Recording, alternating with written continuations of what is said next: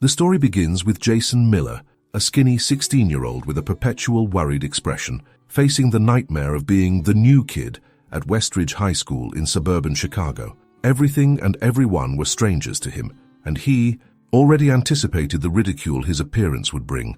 Tall, lanky, with glasses that seemed too large for his face and clothes that never quite fit right. The anxiety only intensified his restlessness, as if the prospect of starting over wasn't bad enough. The arguments with his mother had become a daily occurrence. Jason blamed her entirely for this sudden upheaval, complaining bitterly that he had lost his friends, his spot on the debate team, and everything familiar from his previous life in Boston, all so she could start a new life with his stepfather, Richard. The moving boxes still scattered around their new suburban home were constant reminders of his displacement. "Mom, you don't get it," Jason said, pushing away his untouched breakfast. "I was somebody back in Boston. Now I'm nobody." His mother, Ellen, sighed as she packed his lunch. "Honey, you'll make new friends. Richard's job opportunity was too good to pass up, and this neighborhood has better schools." "Better for who?" Jason mumbled, slinging his backpack over his shoulder. "I didn't get a vote." The tension between them had been building for months, ever since his mother had announced their relocation plans. Jason felt betrayed, as though his opinion didn't matter. What made it worse was that his stepfather, despite trying to be understanding, couldn't possibly comprehend what it was like to be uprooted during your junior year of high school. On his first day, Jason arrived at Westridge High overdressed in a formal suit and tie. His mother's suggestion that he should make a good first impression. Instead, he stood out like a sore thumb amid the sea of jeans, hoodies, and sneakers. The hallways felt endless, filled with unfamiliar faces that all seemed to belong to established cliques. Jason's suit choice wasn't just his mother's idea, it was also his armor. If he was going to be an outsider, he might as well own it. But the strategy backfired spectacularly when Bobby Garcia, a stocky junior with a permanent smirk, spotted him in the hallway. "Hey, Harvard, you lost? The law firm's downtown," Bobby called out, drawing laughter from nearby students. Jason felt the blood rush to his face as he fumbled with his locker combination, desperately wishing he could disappear. He had expected this, but the reality was still painful. "Don't mind Bobby," came a voice from beside him. "He thinks he's hilarious, but his material needs work." Jason turned to see a lanky boy with wild curly hair and a vintage Rolling Stones t-shirt. The boy extended his hand with theatrical formality. "Tyler Mason, resident class clown and your personal welcome wagon. Though I gotta say, you're stealing my thunder with that getup. I'm usually the one making questionable fashion choices." Despite his discomfort, Jason couldn't help but smile. Tyler's self-deprecating humor put him slightly at ease. "Jason Miller," he replied, shaking Tyler's hand. "And yeah, the suit was a massive miscalculation. Nah, it's bold. I respect that. Come on, Harvard. I'll show you around before you get eaten alive." Tyler took Jason under his wing, guiding him through the labyrinth of hallways, pointing out which bathrooms to avoid, which teachers were cool, and which cafeteria food was least likely to cause stomach issues.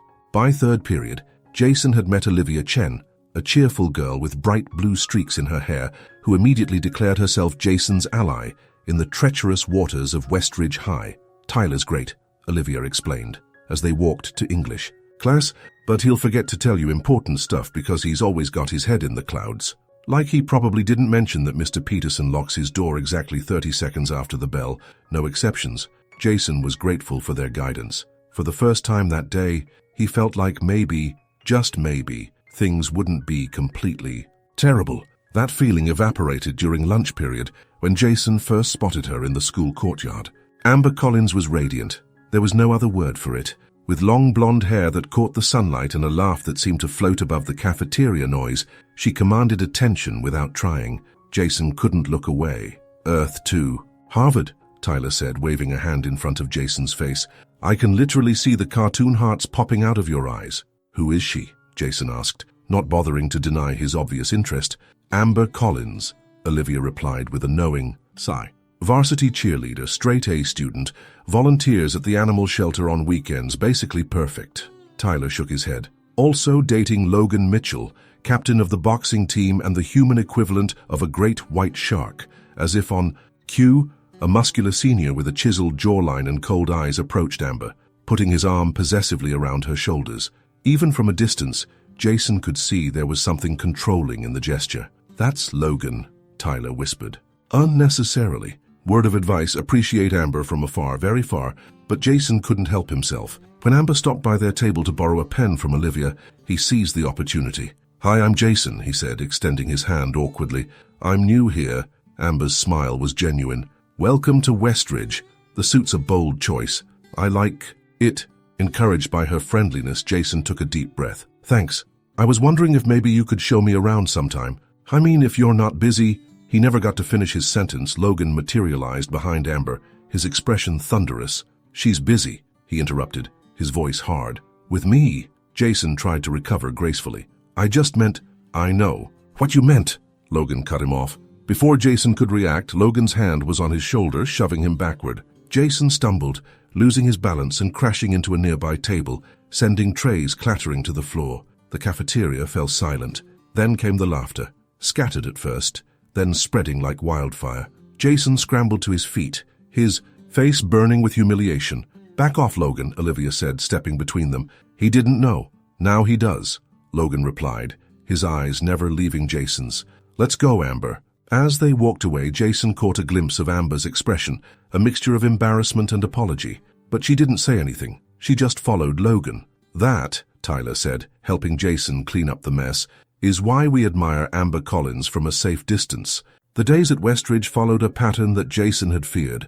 Between classes, Logan and his boxing team friends would find ways to make Jason's life miserable.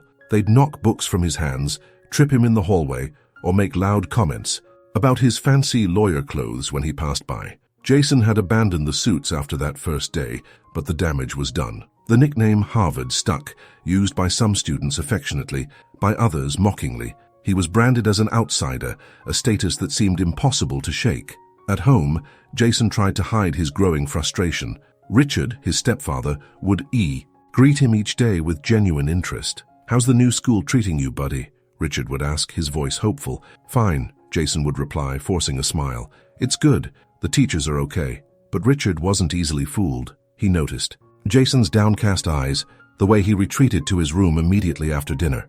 One evening, Richard paused in Jason's doorway, noticing the boxing posters that covered nearly every inch of wall space. "You're a fan of the sweet science, huh?" Richard asked, gesturing to images of Muhammad Ali, Mike Tyson, and more recent champions. Jason shrugged non-committally. "Just something I got into back in Boston." In truth, Jason had been fascinated by boxing since he was 10. There was something about the discipline, the strategy, the raw courage of stepping into a ring that spoke to him. But he'd never had the confidence to try it himself. The next day, Richard presented Jason with a gift, an illustrated biography of Muhammad Ali. "Thought you might like this," Richard said casually. Ali was more than just a boxer. He stood for something. Jason mumbled a thank you, pretending indifference. But later that night, he devoured the book, captivated by Ali's journey from Cassius Clay to heavyweight champion of the world. Ali's words resonated with him. "I am the greatest. I said that even before I knew I was." At school, Jason began carrying the Ali book everywhere, finding comfort in its pages during lunch periods and between classes. It became a talisman of sorts, a reminder that even the greatest started somewhere. Logan quickly noticed Jason's attachment to the book. One afternoon, while Jason was reading in the courtyard, Logan approached with two of his boxing teammates. "Look, at Harvard studying to be a tough guy," Logan sneered, grabbing the book from Jason's hands. "Give it back, Logan," Jason said, trying to keep his voice steady. "What's so special about this book?" Logan flipped through the pages carelessly. "Oh, I get it. You think reading about boxing makes you a boxer." He laughed, his friends joining in. With deliberate cruelty, Logan poured his chocolate milk over the book before tossing it back at Jason. "Oops, guess you should have ducked." Jason stared at the ruined pages, his chest tight with anger and humiliation. The book had been a gift, the first genuine gesture of connection from his stepfather. "That's enough, Mitchell." The stern voice belonged to Mr. Jenkins, the school custodian, though he looked nothing like what Jason expected a custodian to be. Tall and powerfully built despite being in his 50s, Mr. Jenkins had the presence of someone used to being respected. "We were just having some fun," Logan protested, but there was a flicker of unease in his expression. "I think you've had enough fun for one day," Mr. Jenkins replied firmly. "Get to class." Surprisingly, Logan and his friends retreated without further argument. Jason was grateful for the intervention, but couldn't shake the feeling of helplessness. "Thank you," he said to Mr. Jenkins, attempting to salvage the sodden book. "Don't thank me," Mr. Jenkins replied, his voice gruff but not unkind. "Stand up for yourself next time." Jason looked away, ashamed. "I would have just gotten beaten up." "Maybe," Mr. Jenkins conceded, "or maybe not, but at least you'd know you tried." As Mr. Jenkins walked away, Jason was left with those words echoing in his mind. He carefully dried the pages of the alley book, as best he could, dismayed at the damage but determined to preserve what he could. Later that week, Jason found himself lingering outside the school gym after hours, drawn by the rhythmic sounds of gloves hitting punching bags. Peering through the window, he watched as the boxing team trained. Their movements were disciplined, powerful, a stark contrast to the bullying behavior he'd experienced. Logan was at the center, his technique impressive as he worked the speed bag with practiced precision. Despite everything, Jason couldn't help but admire the skill on display. Interested in joining, Jason jumped, startled by Tyler's voice behind him. "Just looking," Jason replied quickly. "What are you doing here so late?" "Yearbook committee," Tyler explained, holding up his camera. "Got assigned to take photos of all the sports teams, which is ironic considering my athletic ability is limited to competitive video gaming." They watched the training session together for a few minutes before Tyler spoke again. "You know they're holding tryouts next week. Coach Williams mentioned it in the announcements." Jason scoffed. "Me? Boxing? I can't even carry my lunch tray without tripping." "Just saying," Tyler shrugged. "Might be a way to get Logan off your back." The idea was absurd, yet it lodged in Jason's mind. That night he stared at his reflection in the bathroom mirror, trying to see something, anything, that might suggest he had what it took to step into a ring. The next morning, Jason found himself standing outside the gym office, staring at the tryout sign-up sheet. Before he could second-guess himself, he scrawled his name at the bottom of the list. Word spread quickly that Harvard had signed up for boxing tryouts. By lunchtime, Logan had heard the news. "Is this a joke?" Logan demanded, confronting Jason in the hallway. "You think you can just walk onto my team?" "It's not your team," Jason replied, surprising himself with his steadiness. "It's the school's team." Logan stepped closer, lowering his voice. "Listen, Harvard, you show up to those tryouts and I'll make sure you regret it." Tyler tried to intervene, but his attempt escalated the tension. The confrontation might have turned physical if Mr. Martinez, the Spanish teacher, hadn't walked by at that moment. After school, Jason finally confided in his parents about the situation at school. Ellen was horrified, while Richard listened with growing concern. "I want to try out for the boxing team," Jason concluded, his voice quiet but determined. "Absolutely not," Ellen responded immediately. "Fighting is not the answer, Jason." "It's not about fighting, Mom," Jason argued. "It's about standing up for myself. It's about not being afraid anymore." "There are other ways to deal with bullies," Ellen insisted. "We can talk to the principal." "And make it worse," Jason interrupted. "Just give me a chance, please." Richard, who had been silent until now, placed a hand on Ellen's arm. "Ellen, maybe we should listen to what Jason is asking for." "You can't possibly think this is a good idea," Ellen protested. "I went through something similar when I was his age," Richard admitted. "Sometimes, learning to defend yourself changes how others see you and how you see yourself." After hours of discussion, they reached a compromise. Jason could attend the tryouts, but Ellen insisted on meeting the coach, first to understand the safety protocols. The next day, Jason arrived at the gym buzzing with nervous energy, the sound of gloves hitting bags, the smell of sweat and determination. The sight of focused athletes, it was both intimidating and exhilarating. Coach Williams, a former professional boxer with a weathered face and sharp eyes, informed the gathered hopefuls that they would be participating in assessment sparring sessions. The existing team members, including Logan, would evaluate their potential. "This isn't about winning or losing," Coach Williams explained. "It's about showing heart, discipline, and coachability." Jason's confidence began to waver as he watched the experienced boxers warming up. Logan caught his eye and smirked, clearly, anticipating what was to come. Just as Jason was contemplating a hasty exit, Mr. Jenkins appeared beside him. "Remember what I told you," the custodian said quietly. "Fear only disappears when you face it." Inspired by those words, Jason decided to stay. When his name was called to spar with Logan, he stepped forward with legs that felt like jelly. The outcome was predictably one-sided. Logan was a skilled boxer with years of experience, while Jason could barely maintain the proper stance. Logan landed quick, precise jabs that Jason couldn't see coming. His attempts to defend himself were clumsy and ineffective. Coach Williams, stopped the match after just 90 seconds, but the taste of defeat lingered. As the gym emptied, Jason remained behind, alone with his disappointment, or so he thought. "Not bad for your first time," Mr. Jenkins said, approaching from the shadows. Jason looked up, surprised to find the custodian still there. "I got destroyed." "Everyone does their first time," Mr. Jenkins replied matter-of-factly. "The question is, what are you going to do about it?" For the first time, Mr. Jenkins revealed a hidden chapter from his past. He had been a promising middleweight boxer, even winning regional championships, but poor choices and bad management had derailed his career. Now, working as a school custodian wasn't exactly his dream, but it paid the bills while he figured out his next move. "I could train you," Mr. Jenkins offered unexpectedly. "After school hours, if you're willing to put in the work." Jason didn't hesitate. "Yes, I'll do it."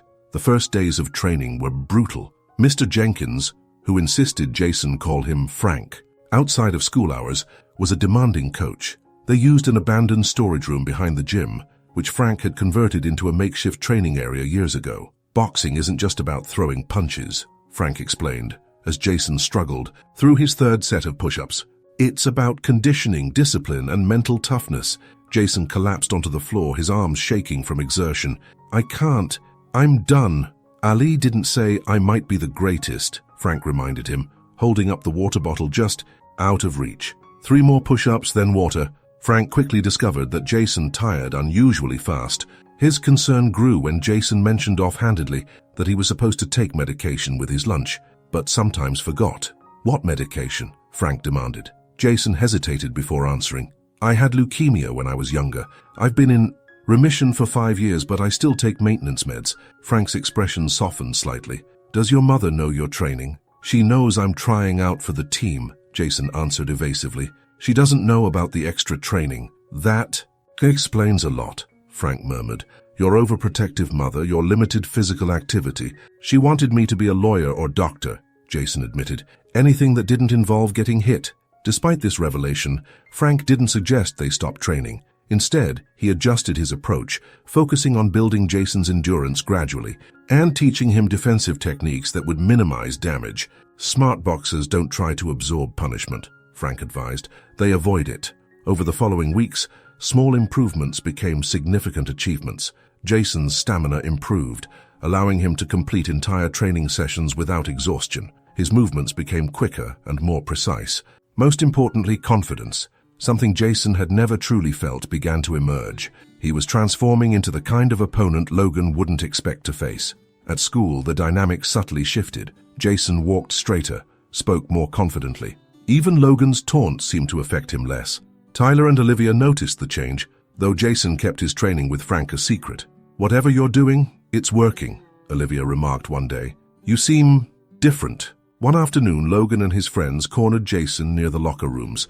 The usual taunting began, but this time Jason didn't shrink away. "What's your problem with me, Logan?" he asked directly, maintaining eye contact. Logan seemed momentarily thrown by Jason's newfound confidence, but quickly recovered. "You're my problem, Harvard. You don't belong here. Let's settle this," Jason proposed, surprising even himself. In the ring, fair fight. A crowd had gathered, watching the confrontation with interest. "You're challenging me?" Logan laughed incredulously. "You must have a death wish." "Maybe," Jason replied calmly, "or maybe I'm just tired of your bullying." They agreed to meet at the gym after school. Word spread quickly, and by the time Jason arrived, a small crowd had gathered to witness the showdown. Logan was already there, warming up with his teammates, but what should have been a fair fight quickly turned ugly. Logan's friends joined in, making it 3 against 1. Jason found himself overwhelmed, taking punches from multiple directions. He managed to land a few counter-punches thanks to Frank's training, but the odds were impossible. Frank arrived just in time to intervene, pulling Logan's friends away with surprising strength for a man his age. Furious at the unfair tactics, he threatened to report the incident to the principal, a move that could result in Logan and his friends being expelled from the team. Coach Williams entered, assessing the situation with a stern expression. He defended his star boxers, reminding Frank that as just a custodian, his word might not carry much weight with the administration. Frank, never one to back down, requested a private conversation with Coach Williams. Behind closed doors, he demanded a spot for Jason in the upcoming exhibition matches, arguing that the boy deserved a fair chance to prove himself. Coach Williams reluctantly agreed, but with a calculated condition. Jason would need signed parental permission. When Jason returned home the previous night with a swollen eye, Ellen's reaction was explosive. She was far from being convinced that boxing was a good idea for her son, especially given his medical history. The next day, Frank shared the news about the exhibition match with Jason. The boy was excited but quickly explained the impasse. His mother would never allow it, especially after seeing his injuries. "So you can't hide behind your mother forever," Frank said seriously. "If you don't fight for respect now, you might regret it for the rest of your life." Those words ignited something in Jason. Frank promised to teach him everything he knew, and in time, Jason would find the right words to convince his mother. As the days passed and the exhibition drew closer, the pressure mounted. Ellen remained firm as a fortress, and Jason, trapped by his determination to face Logan, made a bold decision. He forged his mother's signature on the permission slip. With the document in hand, he headed to Frank's workshop, ready for their most intense training session yet. But when he arrived, Frank wasn't there. Undeterred, Jason went through his routine alone, fueled by a mix of adrenaline and determination. When he returned home, however, he was met with a scene that made his heart race. The school principal was sitting in the living room, speaking with his parents. The truth came out quickly. The principal had called to confirm the permission and discovered the forgery. Cornered, Jason had no choice but to confess. With a trembling voice and wounded pride, he revealed the bullying he had endured since his first day. Logan and his friends had turned his life into a nightmare. All he wanted was an opportunity to face them, to earn the respect he felt he deserved. And now everything seemed to be crumbling because of a simple forged signature. After the principal left, Jason learned that Frank had been unjustly fired, accused of inciting violence among students.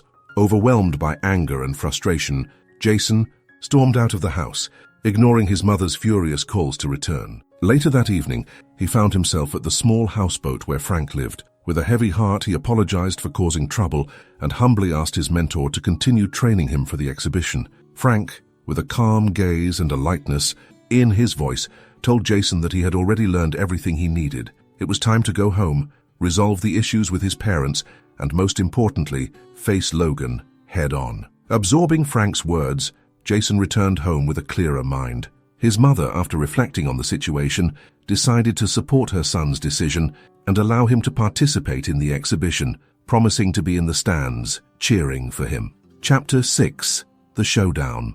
When the big day arrived, Jason stepped into the ring with the unconditional support of his family and friends. His father, who had traveled specially to watch the match, was among the spectators.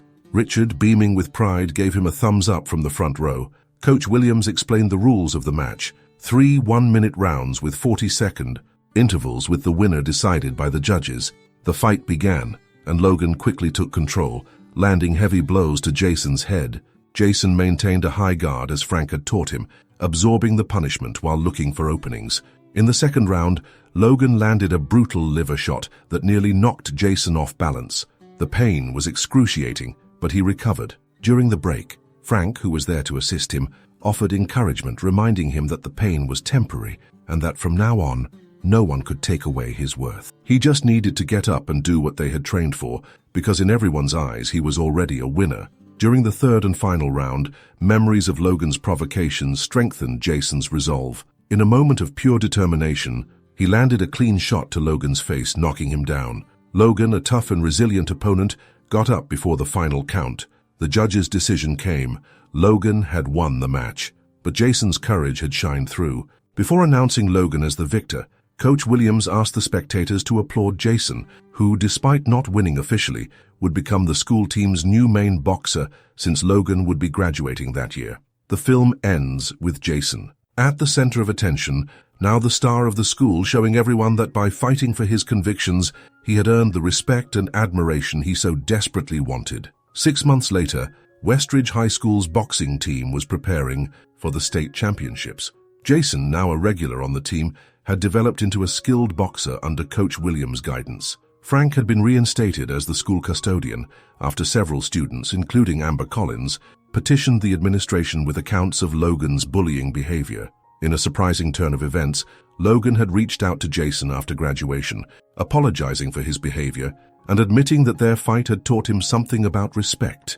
He was now attending community college and helping coach youth boxing at a local gym. trying, in his own way, to make amends. As for Jason, he and his mother had reached a new understanding. She still worried about his health, but had come to respect his choices.